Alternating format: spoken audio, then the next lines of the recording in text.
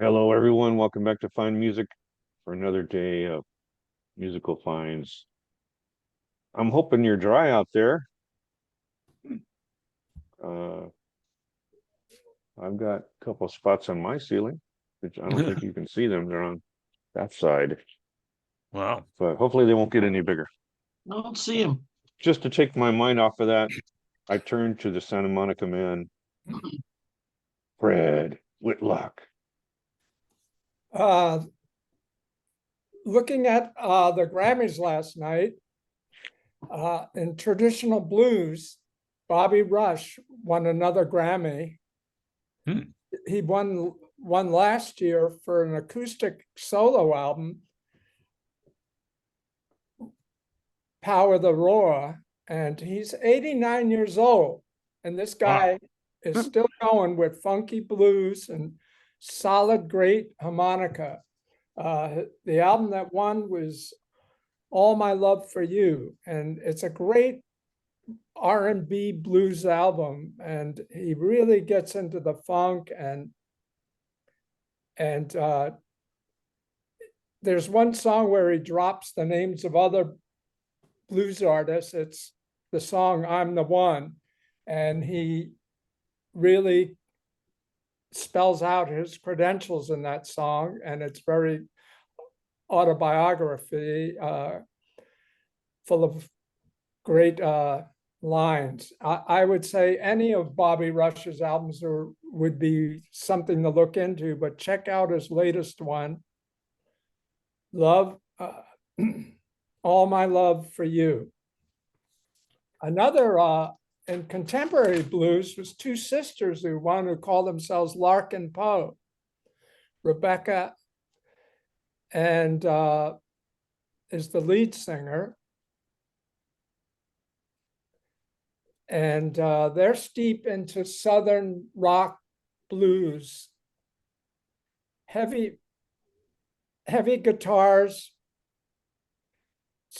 great slide guitars, kicking hard blues. They're from Nashville, but they play a Southern rock in a lot of their cuts. Bad Spell with fuzzed up guitars and plenty of grit. It's rich.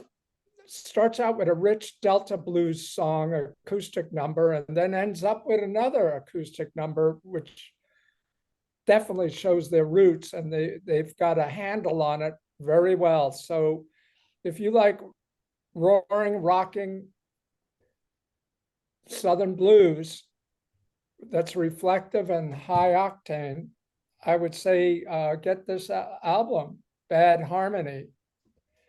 If you like the Black Keys and ZZ Top, you'll like Lark and Poe. Another person who was up for a Grammy and didn't win was Tracy Nelson. This is her first album in 10 years. Don't Miss Nobody. Love, Don't Miss Nobody. Tracy Nelson. And she started out in 65. I've had her folk blues album she put out on Prestige Records in 65. Then she joined a San Francisco group, Mother Earth, and they were kind of psychedelic rock blues, but her voice was the key to that group. And they put out a couple of albums, then moved to Warner Brothers Records. They were on Mercury first, then moved to Warner Brothers. And then she started a solo career there. But this album, she brings back some of her old friends from her lengthy career. Willie Nelson's on this album, Charlie Musselwhite, Irma Thomas, Marcia Bell. She cooks up a storm. There's some great tunes. Strange Things Are Happening Every Day. She does Hank Williams songs, which features Willie Nelson, Honky Tonk. Hard Times is a gospel type slow blues with Musselwhite on harmonica. She does a lot of covers. She does Compared to What, which is really brave to take on, since a couple of people have done tremendous versions, but hers holds up quite well with any version that's out there. And there's a reggae number of a Chuck Berry song in done in reggae style, Brown Eyed Handsome Man. Hmm. It's a rootsy album, and on this album, she plays guitar, and she hasn't played guitar since that 1965. So this is her guitar playing is on this album. It's reflective, it's rootsy and blues with her powerhouse vocals, and she's back on top. That's Cool. it for today. Okay. And that's the Grammy Blues Report. Right. Part of the Grammys I haven't heard people talking about yet. And I know you don't see much blues on television.